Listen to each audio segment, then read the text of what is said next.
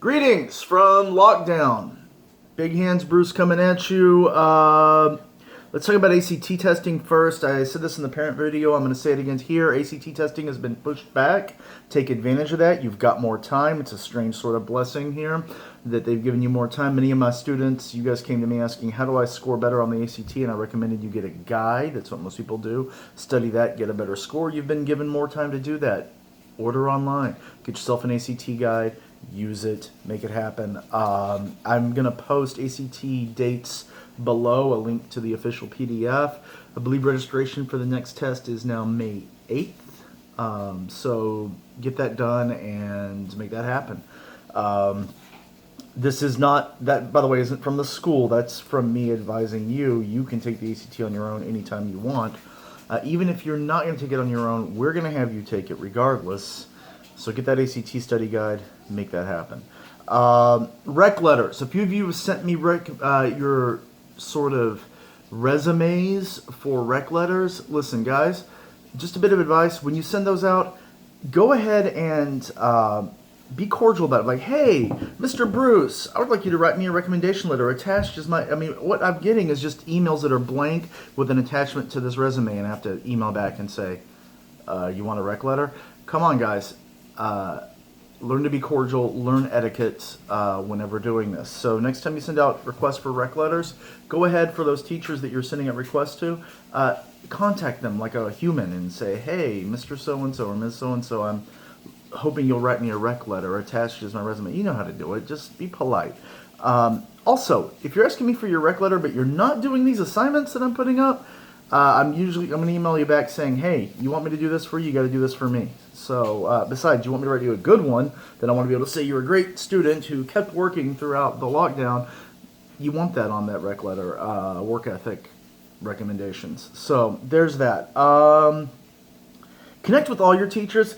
We're taking a look at who's being connected with, and I see some students who will connect with me but not their other teachers, or connect with a few teachers but not all of them. Guys, put in the office hours, the emails, whatever you've got to do to make contact with all of your teachers. Once again, contact means email or you attend office hours. Make sure you're doing that. We need to know who's talking to us, who's not. So that's for every teacher throughout the week. Once again, my office hours to contact me by office hours if you have any questions about assignments or whatever, just want to hang out, don't mind. They're posted below. Reminder, Monday, Wednesday, Friday is the official sort of Google Hangouts, talk to me about assignments. Tuesday, Thursday is our gaming session on Mixer, but you can still talk about assignments there. It's just in chat as opposed to voice. You'll hear me, but we won't hear you. You have to chat. But playing Mark of the Ninja right now, stabbing people in the throat, fun times. That's all for office hours, but make contact with all your teachers. And if you're asking for rec letters, be a little bit humble, a little bit polite about it, and actually talk to people like humans. Okay,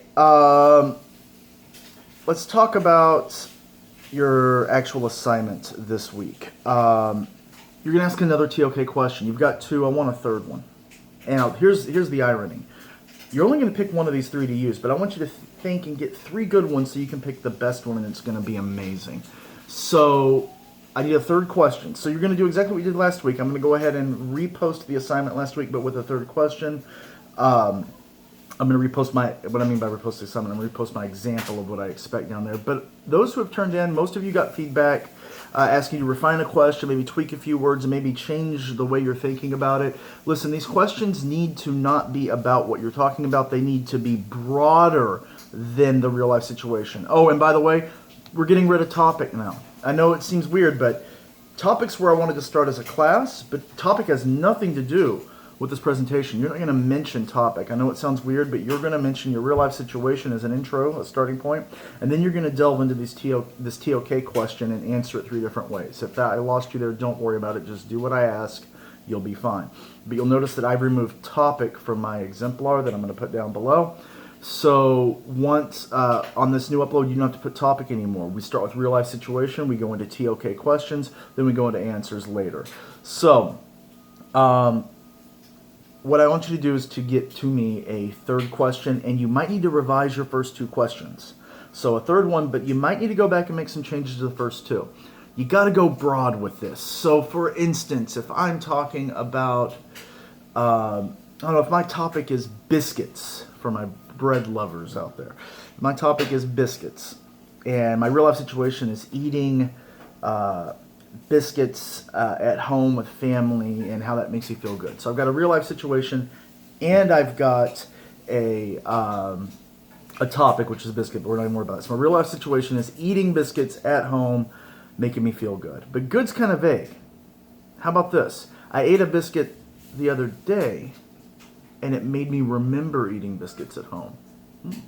Now, let's talk about ToK question. So that's a real life situation. ToK question is not going to be, to what extent did that biscuit make me think of the past? Oh, God, that's lame. That's lame. No. Go broad with it. We're talking about psychology and human nature. So maybe, to what extent is sensory perception connected to memory? Oh, well, that you can examine neurologically, psychologically, historically, maybe in literature. There's examples. I mean, all kinds of ways you can go there. Don't just talk about biscuits. Talk about what that moment means about human nature. So how about this? To what extent are positive emotions helpful in maintaining a lasting memory? There's another one for you, right? So I'm going to go with biscuits this week in my example. That means I've done it once with the language thing. I'm going to do biscuits this week. I'll change it every week just to show you. If I can do it new every week, you can do it once. But you need to take something specific and make it big, as opposed to take something specific and just rephrase it as a question. A lot of you are doing that. Your topic may be, performance enhancing drugs in sports, and then your question is, how do drugs enhance performance in sports? Oh, lame. Performance enhancing drugs are cheating in most sports. Well, what is cheating? Why cheat to win? To what extent? Or how about this? What motivates people to break rules in order to be successful? Right? That's a bigger question than just how do people cheat, right? Or something like that. So you need to take your previous two questions, revamp them, make them bigger, broader. Those of you who sent me questions last week, you know what I'm talking about. And then add a third question. That's all it is. One more question is the real assignment, but go over your last ones, make them good. Let's talk about how to make this work in turning it in. As before, you email me your assignments. I organize them in your email. Do this for me. Don't just put a link to a document, or don't just attach a document. You do that, you're right ahead, but in addition, somewhere in the text of the email, put your class period. 2A, 3E, oh, actually I don't have a 2A. 2B, 4B, 3A, 5A, put that in the text of the document so I just look at your email and then I can file it away and know to look at it later. Please do that for me. It really helps me out. Once again, if you email me your assignment, you've also made contact because you emailed me. That means you contacted me. So you get contact credit and you get the assignment credit. Good to go. Once again, office hours are going to be posted below. I'm going to link that ACT information below. And I'm going to provide my example assignment. This week will be biscuits below. Get those to me. Be nice when you email teachers about, you don't have to say, how are you doing? Are you doing well? I hope everything's fine. God bless you. You don't have to do that, but don't just email your resume for your rec letter like nothing, apropos of nothing. Say hello. Tell me what you're asking for. It'll go a long way. And that goes not just for me, for all teachers. It'd be like if I sent you an email that just said, assignment. It's kind of awkward. All right. Other than that, it's been great. Join me for office hours today at 3 on Google, and the rest of the week posted below what those are. Have a good one.